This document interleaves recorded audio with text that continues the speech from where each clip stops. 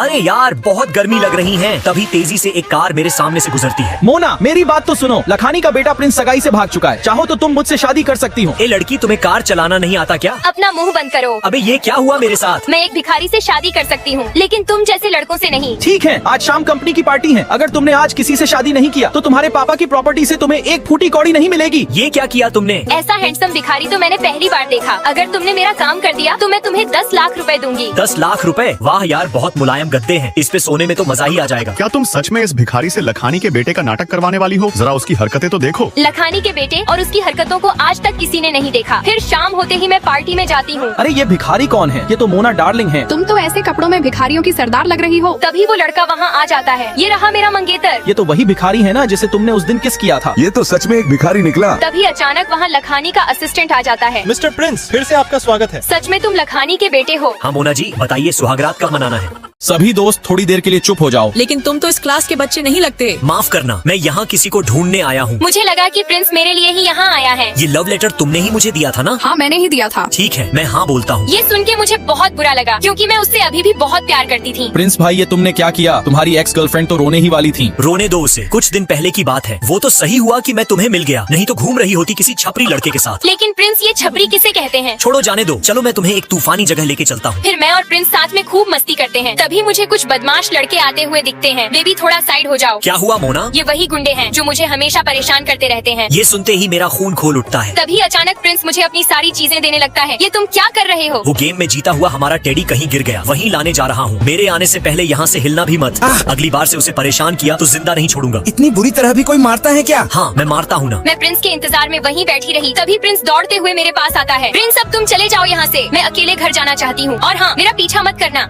मैं कार में अपने बॉयफ्रेंड के साथ सो रही थी। तभी अचानक मेरी मम्मी कार के बाहर आ जाती है। अरे मुझे कुछ दिखाई क्यों नहीं दे रहा? क्योंकि मैं कुछ देखने ही नहीं दे रही। अब तक तुम आई क्यों नहीं? अगर तुम मेरी 5वीं शादी में नहीं आई तो मैं तुमसे कभी बात नहीं करूंगी। दादी थोड़ा धीरे बोलो। तभी मेरे ऊपर मोना का रखा हुआ सामान गिर जाता है। माफ करना। हेलो हैंडसम लड़के। फिर जब मैं सामान उठाती हूँ तो प्रिंस को दोबारा चोट लग जाती है। मुझे फिर से माफ करना। मैं गाड़ी स्टार्ट कर रहा हूँ। तभी अचानक मैं प्रिंस के गोद में गिर जाती हूँ। अरे वाह, क्या सीन है। तुम दोनों की जोड़ी तो कमाल की है। मैंने तुम्हें कितनी बार समझाया है कि जिंदगी में किसी भी लड़के पे जल्दी भरोसा मत करना। दादी जी, आप ये क्या कह रही हैं? पापा आप टेंशन मत लीजिए, मैं सब संभाल लूंगा। तभी अचानक मेरा पैर फिसल जाता है और मैं गिर जाती हूँ। मोना, क्या तुम ठीक हो? मुझे लगा मैंने तुम्हें खो दिया। मैं तुमसे बाद में मिलती हूँ। दादी हर समय मुझे सिर्फ डांटते ही रहती हैं। तो तुम यहाँ बैठी हो, ये सैंडल तुम वहीं छोड़ के भाग आई थी। मेरी दादी ने तुम्हारे साथ रहने को मना किया है। मोना, हम सब इस दुनिया में सिर्फ एक ही बार आते हैं, तो हमें अपनी जिंदगी दूसरों के इशारों पे नहीं, खुद के मर्जी से खुल के जीनी चाहिए। फिर प्रिंस मुझे एक रेस्टोरेंट में लेके जाता है। मुझे ये ड्रिंक पसंद आया। बधाई हो, आज से तुम्हारी जिंदगी की नई शुरुआत है।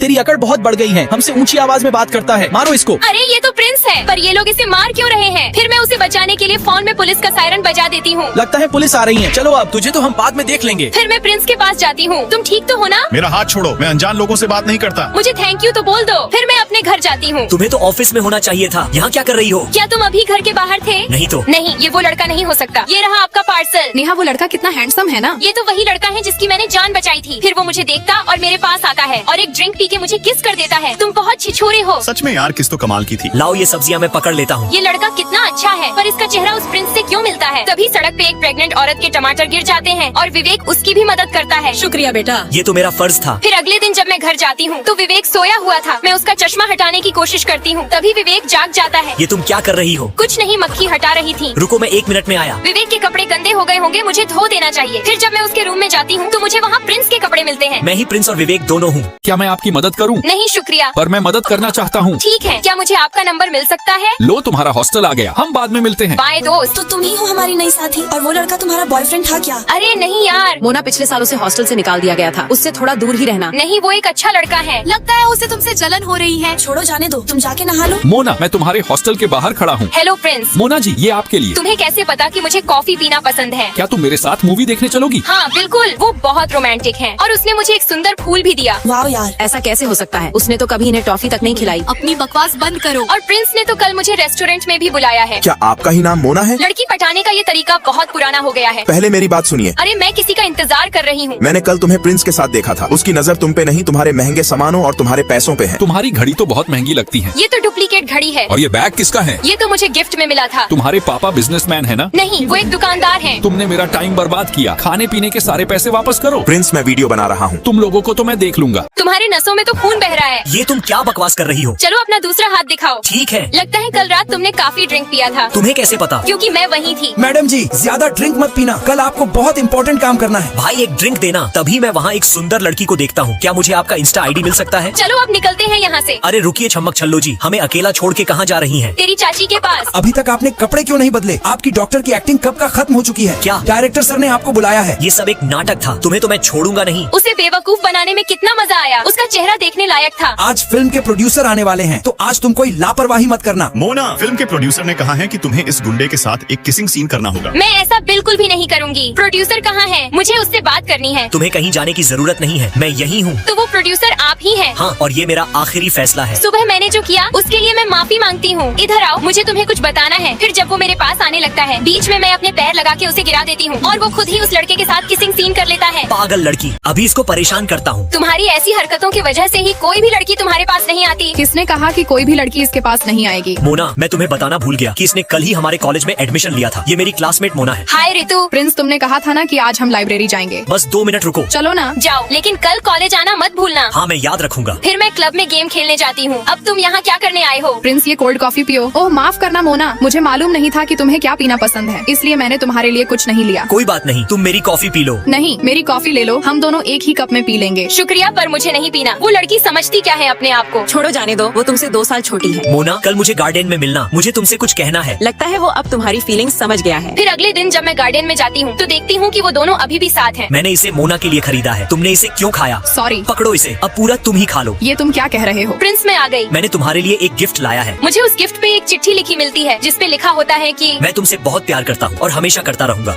जब मेरी नींद खुलती है तो मैं अपने आप को एक बंद कमरे में किडनैप पाती हूँ। यहाँ से भागने की बिल्कुल भी कोशिश मत करना। ये गधे का बच्चा समझता क्या है अपने आप को? फिर मैं सही मौका देख के उसके माथे पे एक बल्ला दे मारती हूँ। क्या गुंडा बनेगा रे तू? फिर मैं वहाँ से भागने लगती हूँ। मोना, डरना मत, मैं आ रहा हूँ। आ। मोना, तुम ठीक तो हो ना? और तुम यहाँ पहुँची कैसे? दूर हटो मेरे से। तभी अचानक मुझे चक्कर आने लगता है। मोना, क्या हुआ तुम्हें? मुझे तुम पे बहुत प्यार आ रहा है। अब मुझे जल्दी से अपने घर जाना चाहिए, नहीं तो मम्मी मारेगी मुझे। तभी मुझे हरे भरे गार्डन दिखाई देते हैं। फिर मैं पानी के फव्वारे के पास बैठ जाती हूँ। मैंने इतनी प्यारी लड़की आज तक नहीं देखी। तुम ही वो लड़की हो ना जिससे प्रिंस प्यार कर बैठा है, लेकिन फिलहाल मैं उसकी गर्लफ्रेंड हूँ। ये 5 लाख रुपए लो और उसकी जिंदगी से दूर हो जाओ। मुझे तुम्हारा एक भी रुपए नहीं चाहिए। कोई भी हमारा प्यार नहीं खरीद सकता। अब देखो मैं क्या करती हूँ। यहाँ क्या चल रहा है? बेबी, मेरे यहाँ आने पे इस लड़की ने मुझे मारा। ये 10 लाख रुपए का चेक है, अब दफा हो जाओ यहाँ से। ये तुम्हें उस लड़की से कहना चाहिए। मैंने घर के अंदर से तुम दोनों की सारी बातें सुन ली थी। तुमने हमेशा मेरे पैसों से प्यार किया, लेकिन मोना ने नहीं। तुम कल की आई लड़की के लिए मुझे छोड़ रहे हो। तभी अचानक मैं जादू की तरह वहाँ से गायब हो जाती हूँ। क्या ये एक सपना था? जब सुबह मेरी आँख खुलती है तो मुझे ऐसा लगता है कि यहाँ मेरे अलावा भी कोई सो रहा है।